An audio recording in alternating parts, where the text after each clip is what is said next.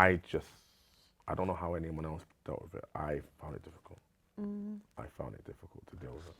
And when you say difficult, what does that look like?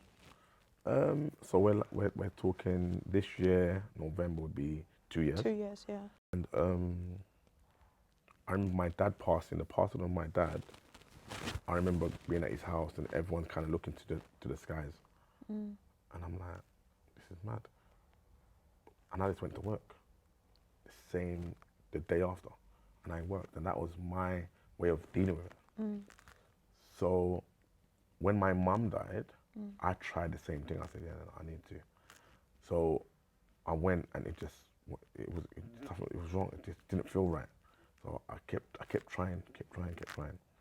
And it got to the stage, every time I park my car and I'm going towards the gate, I started to get anxiety. So remember, I've never had anxiety before. So I'm explaining to a good friend of mine, like how I feel. I said, big man, I get nervous, my heart starts racing fast, I'm shaking. He's like, that's anxiety. I'm like, yeah, you got anxiety, bro. So I'm saying anxiety? I'm saying, nah, man. So then obviously I read up about anxiety and I was saying like, everything they're saying this is what you're displaying. Yeah. So I was like, right, okay. So then I tried to get back to work. I remember a parent phoned me and said, listen, Dave, can you do a private session? Because I put on my Instagram, available for sessions. So he was shocked, like, huh? Available for sessions? So he's like, Dave, can I bring my son? I was like, yeah, cool, maybe I didn't. I went there. As soon as I went there, I got to the gate. I couldn't go in, I had a breakdown. I ended up staying with the dad. The dad travelled from Heathrow and he was hugging me and we're sitting down. We reasoned and I was like, raw, something's not right.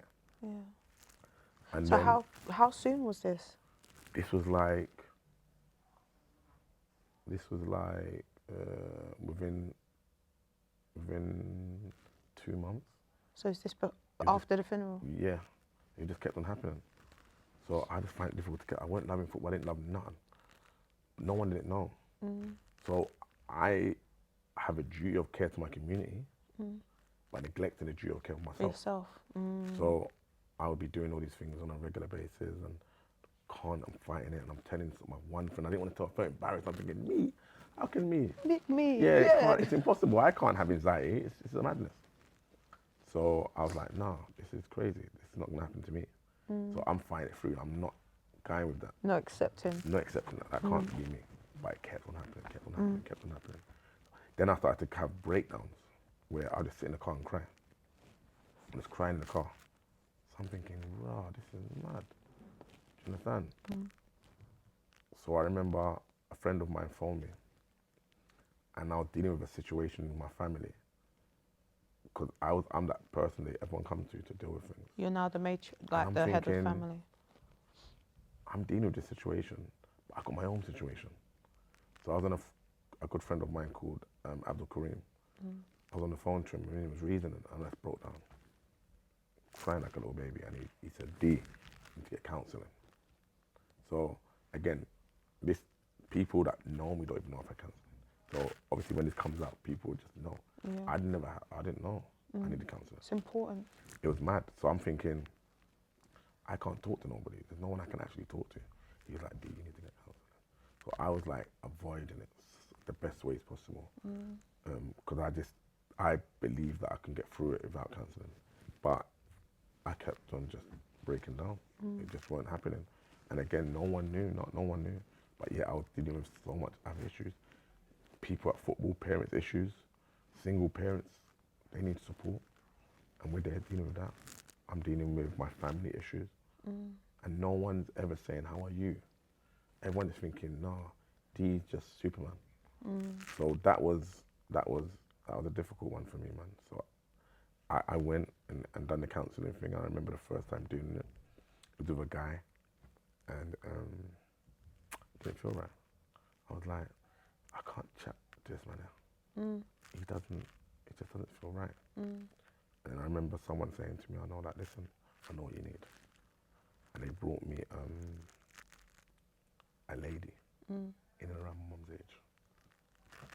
So when she came and I had that first meeting with her, that was mad. Cried like a baby. So she opened up certain things And it was powerful. I left from there thinking I don't want to do that again. I felt vulnerable.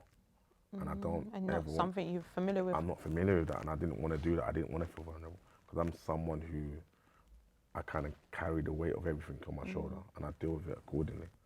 So to now be in a situation where I'm so vulnerable was difficult. It was hard. So yeah, I went back. I said I wasn't going to do it, so I missed a week. She messaged me, "What's happening? You need to come back. I want to see you." I was like, cool.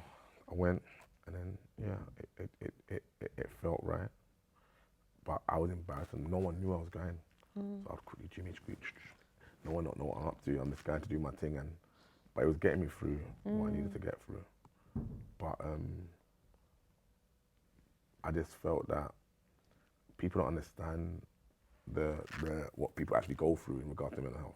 So I used to look at some of my bedroom, them, what I see from school, and I'm thinking that they're mad now, and how you turn that like that? How do you get there? Yeah, how? And they're smoking coke, and I'm thinking, what's going on? Man must be weak, man. Do you understand? Because I didn't. And it's know. culturally as well. We're It's kind of very, very taught much that culturally, way. yeah.